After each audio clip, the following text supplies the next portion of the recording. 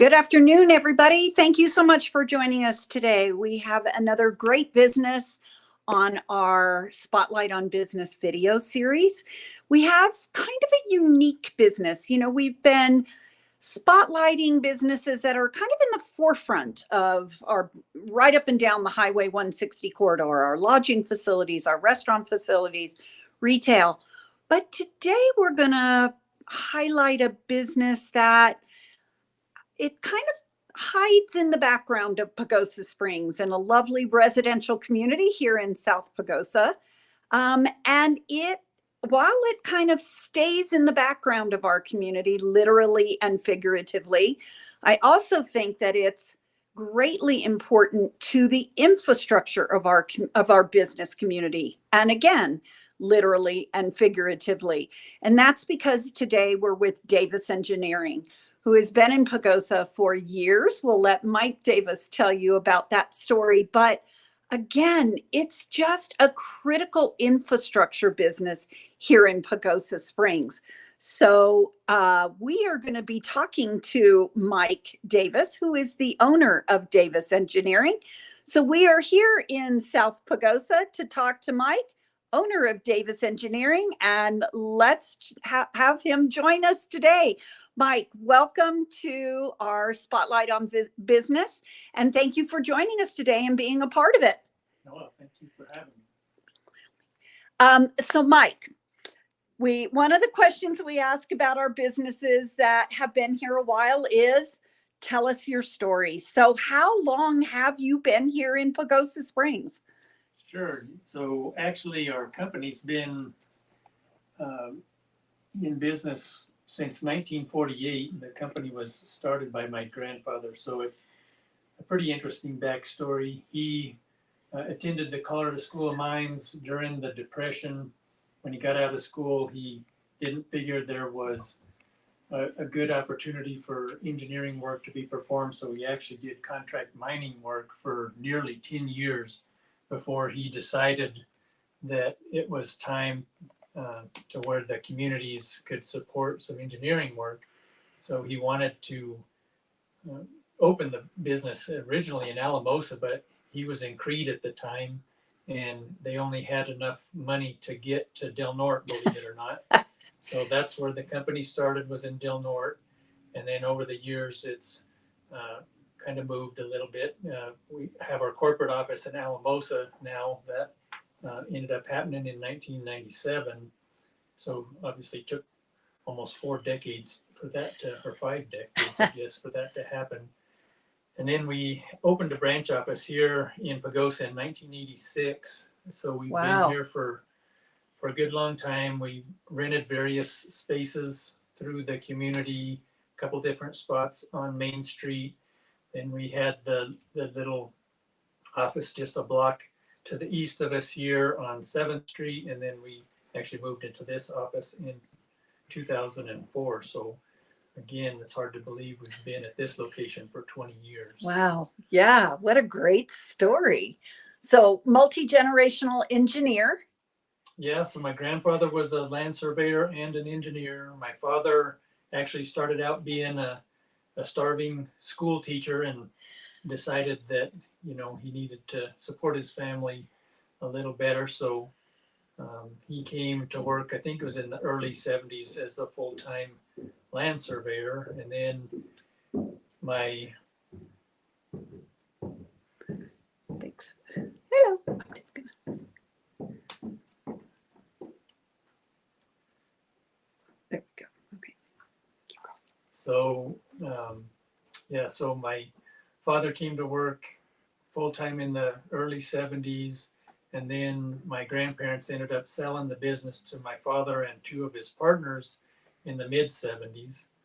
And then actually in the early 90s, they merged with another surveying company. And at that time, they made ownership available to essentially all of the established staff. So at this time, I know you indicated I was the owner. I'm actually one of the owners. We have essentially most of our employees are part owners to some degree. So that's an interesting, that is the first type of business, kind of an employee owned business. And that's the first type of business, that type of business that we've had here on our Spotlight series. Nice. So can you tell us maybe a little bit about how that works in an employee-owned business? Because one of the components of this series is to bring forth some of the different business models Sure. that are out there. So how do you think this employee ownership is different than, how does it work for your business, and what are some of the main differences? Obviously employee owned as opposed to one or two people. Yeah, I think, roughly half of our staff are professional individuals, so they have some licensure with the state of Colorado, either a surveyor or an engineer. And so I think, again, somewhat started when my grandparents sold the business. They said, hey, you guys are going to be, you're dedicated, you guys want to work at this business. I think, it's a risk and reward type of situation, right? So you have some skin in the game, and, you kind of are somewhat in control of your own destiny. So, so they felt it was a good idea at that time. Like say there were three individuals that got involved in the ownership, and then now it's expanded to where we have, I believe, 13 owners roughly. So, and again, it's at various levels. Some people are willing to get involved as much as they possibly can, and some people just want to have a little bit of ownership. And so again, it's, there's no requirement. It's not a requirement to be an owner, but I think, it's not often, people buy stocks all the time. They have retirement accounts, you're investing in other businesses. And so, like you say, it's not necessarily often where you get to invest in the business where you're working. Sure. Well, as we stated at the beginning of the show, I think you've certainly been a business that have seen the peaks and valleys of Pagosa Springs. Absolutely. And have had to ride those waves, not just once, but multiple times throughout the years. Can you tell us a little bit about that? How you, that obviously we all see the physical changes and the growth of Pagosa Springs, but in your industry, how have you seen the changes in Pagosa Springs? And obviously with the growth, your business becomes more in demand, more successful, but how have you ridden those waves through the years? Sure. Yeah. So definitely, there's definitely a boom bust cycle that Pagosa's experienced. And it's a little different between our Pagosa office and our Alamosa office. The Pagosa office, we, for the most part, work in Archuleta County. I would guess probably 90% of our work is in Archuleta County. We do specialize in a few things engineering wise, to where we work regionally, dam work, for example. And we have an engineer here that does a lot of local agency projects, which are projects that are received either state or federal funding that have to be overseen by CDOT. Mm-hmm. So as far as the peaks and valleys, one thing we definitely try not to do is overstaff. So we've never, in my recollection, have had to lay off people due to lack of work. Probably the most recent, of course, downtime was the recession in the 2008 and the years that followed. And of course, what we tend to see in these smaller communities, we're kind of lagging behind the national economy. And so where things really hit people hard in 2008, we noticed it a year or so later. And then, of course, as the rest of the country was recovering, we were recovering a year or so later. So we certainly didn't get rich during those years. We were fortunate that we were able to essentially make payroll, and and everybody was understanding of the situation. Everybody was glad to be fully employed and have a job. And so we just had to kind of tighten the purse strings. People were willing to not take pay raises for a few years there, and and we got through it fine. And we have quite a few of our staff members here that were also privy to to enjoying those times, so to speak. So, Sure. yeah, it's, again, I think we've been fortunate, and like I say, we're pretty careful not to overextend ourselves. You know, Mike, I think one of the questions, obviously, everybody sees the growth in Pagosa, and you uh, are the infrastructure part of that growth. Is there something you look at to? I think people say we don't mind the growth, we want to grow smartly. Yeah. How do you feel that Davis Engineering participates in that mentality, in that strategy? Well, I mean, that's always tough, right? Because you have people that are on both sides of the growth argument. We are a tourist town. We need to obviously cater some of our efforts and resources to that, for sure. I think where we try to guide our clients, especially like our municipal clients, is to work on projects that are benefiting everyone, right? Benefiting the people that live here, benefiting the people that want to come here, and benefiting, our guests. And so that's always been, our favorite projects, for sure. So, for example, the town, they've obviously done a good job on their river walk and working on their trail networks, and the county working on roads that are important to all of us. So I think that's a big part of it, is trying to encourage those projects that serve a little bit of everyone. So, Mike, over the years, is there something that, as a business owner, you look back and go, "Oh, I can't believe I made that decision or that mistake"? Is there anything that sticks out on your mind, that you say, "Oh, wish I hadn't have done that"?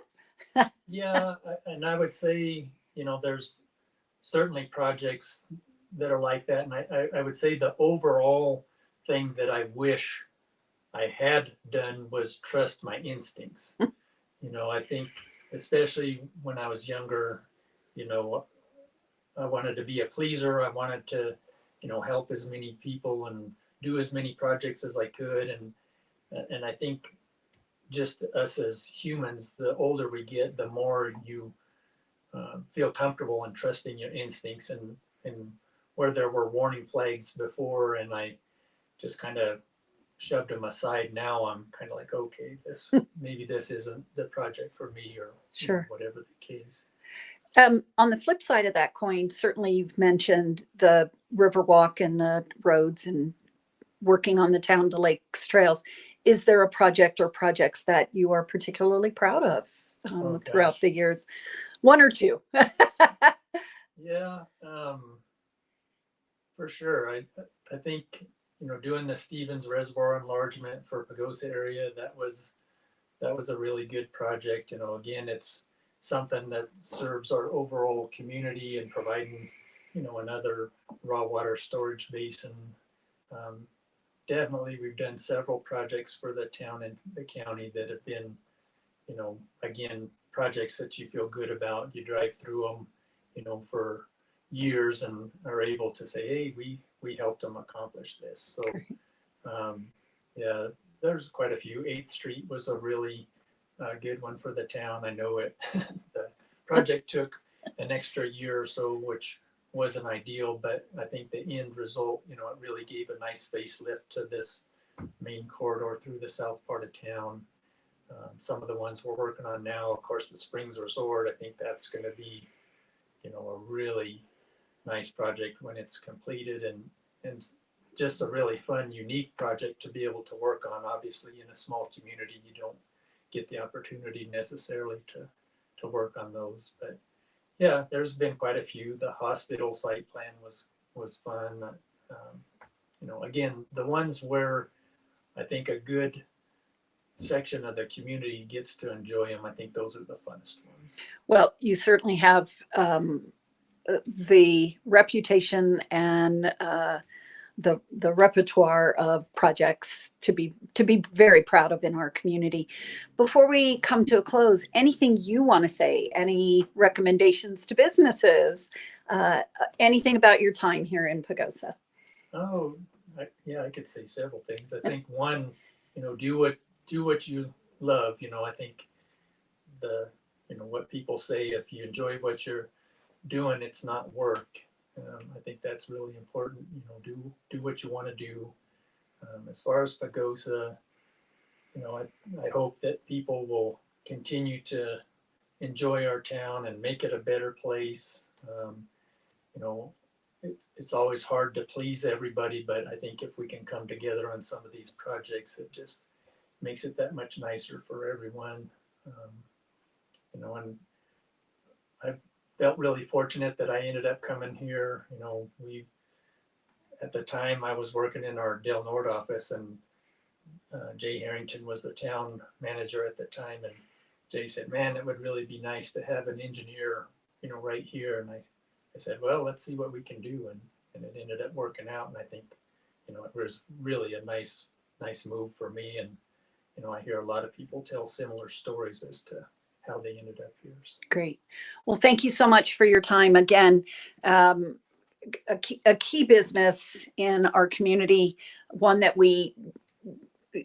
you aren't in the forefront of as you drive up and down Highway 160, yet we see the results of your efforts and your participation as a business here in our community.